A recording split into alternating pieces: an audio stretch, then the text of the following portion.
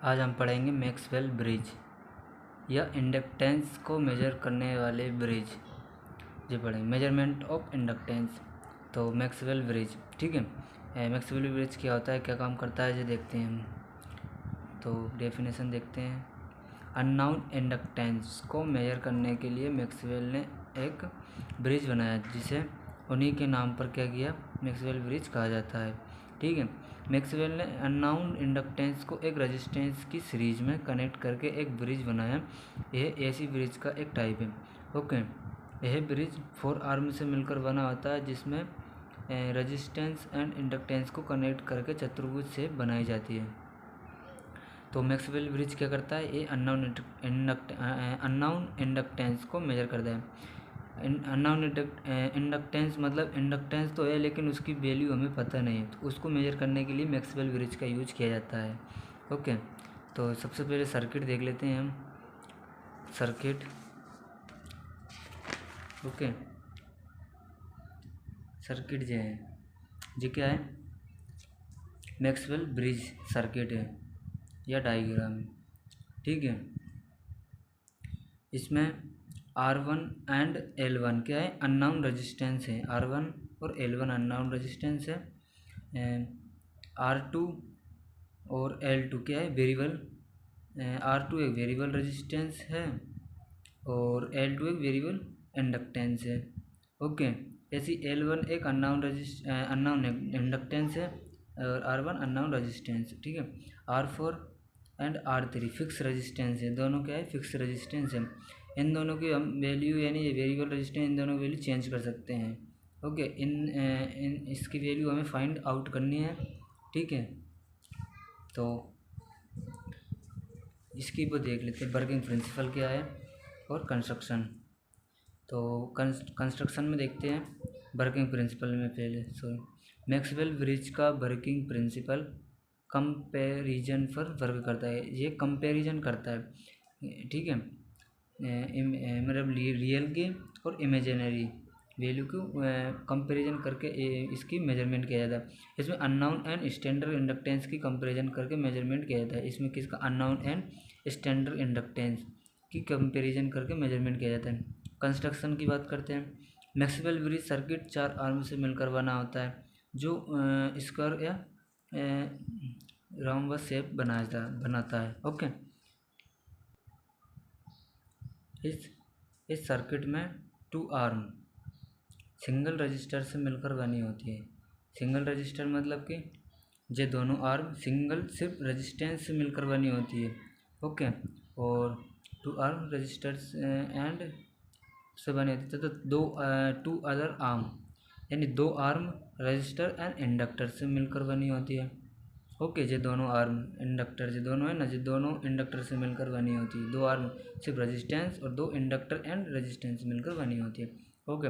Maxwell bridge के diagonal में एक नल डिटेक्टर लगा रहता है जो ब्रिज की वैलेंस एंड अनवैलेंस कंडीशन को इंडिकेट करता है। ब्रिज को एक्साइटेड करने के लिए एसी सप्लाई प्रोवाइड की जाती है, ओके। तो इसने क्या बात की, ब्रिज को एक्साइट करने के लिए किसकी आवश्यकता होती है, एसी सप्लाई की आवश्यकता होती है। तो हमने इसमें एक एसी सप्लाई प्रोवाइड की गई है और इसमें एक डिटेक्टर का यूज किया गया है, ठीक है। इसमें एक डिटेक्टर का यूज किया गया है जिसका use balance and unbalance condition को डिटेक्ट करने के लिए लगाया गया है।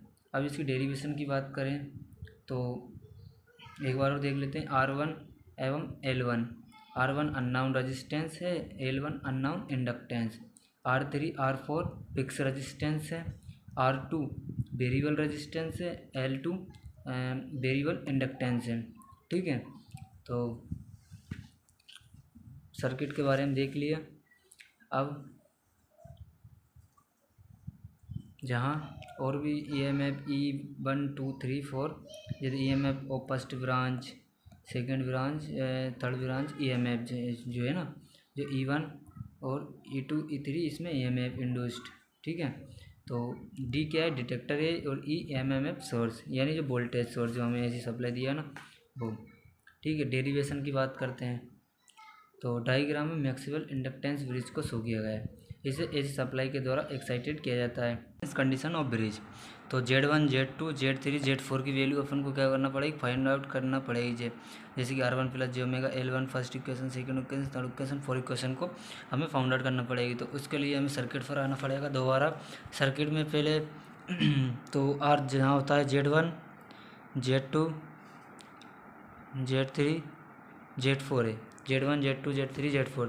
तो Z1 की वैल्यू क्या करेंगे, Z1 बराबर R1, जो दोनों सीरीज में है तो इस चक्कर में प्लस ले लेंगे तो L1 ले लेंगे। लेकिन इंडक्टर को लेते समय या L1 को लेते समय जे ओमेगा आगे लगाना पड़ता है। ओके, ये बात आपको ध्यान रखना पड़ेगा। अगर जहाँ सी होता, जैसे कि अगर जहाँ C1 होता तो C1 की जगह पे अगर लिखते हैं अपन J1 बराबर R1 प्लस 1 अपॉन जे ओमेगा C1, जे लिखना पड़ता, जे ओमेगा C1 लिखना पड़ता। ओके, 1 अपॉन जे ओमेगा C1। इसी तरह Z2 भी ऐसे ही आ जाएगा। Z2 बराबर, Z2 में क्या आ जाएगा, R2 plus J omega L2, जैसे इसमें। और Z3 बराबर R3, Z4 बराबर R4, इस तरह हो जाएगा जैसे अपन ने वहाँ देखा था। ओके, Z1 बराबर R1 plus J omega L1 first equation, Z2 बराबर R2 plus J omega L2 second equation, Z3 बराबर R3, Z4 बराबर R4। ठीक है, अभी इनकी बैलेंस कंडीशन ऑफ ब्रिज, जैसा कि इसका एक फॉर्मूला होता है Z1 इंटू Z4 बराबर Z2 into Z3। Okay, at balance condition का।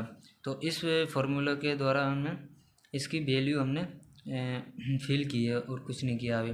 ठीक है, Z1 की वैल्यू क्या थी हमारे पास, R1 plus J omega L1, तो हमने जहाँ लिख दी। ओके,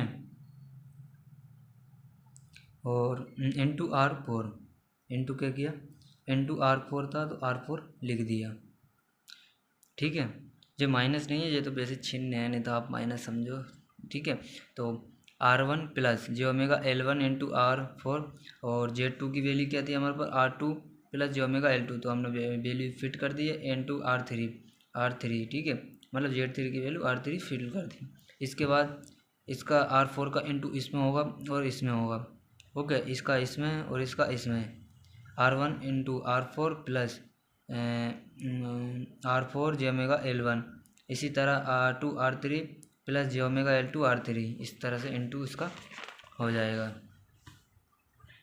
ओके, जैसे मैंने बताया था R1 into R4 plus J omega L1 into R4, इस तरह अब इसने इंटू कर दिया। अब क्या करना है, कंपेरिजन करना है।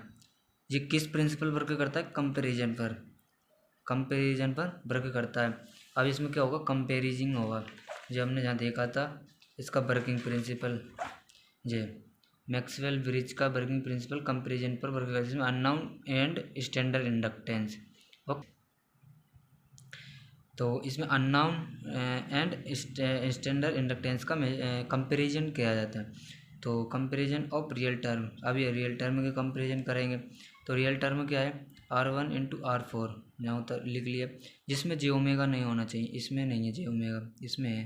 तो R1 R4 ले लेंगे, इधर से क्या ले लेंगे, R3 R2 ले लिया। ठीक है, तो ये क्या हो गया हमारा रियल टर्म। अब कंपेरिजन ऑफ इमेजिनरी टर्म्स ले लेंगे। ठीक है, तो इमेजिनरी टर्म्स जो जे ओमेगा वाली संख्या इमेजिनरी टर्म होती है, ठीक है, जिसमें जे ओमेगा नहीं है वो क्या होती है, रियल। तो जे ओमेगा L1 इंटू R4 ले लिया, इधर से क्या लिया, जे ओमेगा L2 R3। ठीक है, तो जे ओमेगा क्रॉस हो जाएगा, कट जाएगा। ठीक है, क्या हो जाएगा, कट जाएगा। L1 इंटू R4 बचेगा, L2 R3 बचेगा इधर। ओके, क्या बचा, L1 R4 L2 into R3। अब R4 का पहुँच जाएगा बटे में, L2 इंटू R3 के बटे में पहुँच जाएगा R4। तो इस तरह L1 बराबर L2 इंटू L3 अपन R3, इस तरह अननोन इंडक्टेंस की वैल्यू को फाइंड आउट कर सकते हैं। ठीक है, इस फॉर्मूला के द्वारा। और एक अननोन रेजिस्टेंस की वैल्यू को मेजरमेंट किया जा सकता है, जैसे R1 है, R4 R2 अपन इसमें बताता हूँ। जैसे R1 इंटू R4 बराबर R2 इंटू R3 है। तो R4 कहाँ पहुँच जाएगा, R3 के बटे में पहुँच जाएगी। जी क्या हो गई, अननोन रजिस्टेंस। इस फॉर्मूला के द्वारा क्या कर सकते हैं, हम अननोन रेजिस्टेंस की वैल्यू को फाइंड आउट कर सकते हैं और इस L1 इंडक्टेंस के द्वारा इस फॉर्मूला के द्वारा हम क्या करते हैं, L1 की वैल्यू को फाइंड आउट कर सकते हैं। तो इस तरह अननोन रेजिस्टेंस और अननोन इंडक्टेंस की वैल्यू को फाइंड आउट कर सकते हैं। Thank you for watching my YouTube channel.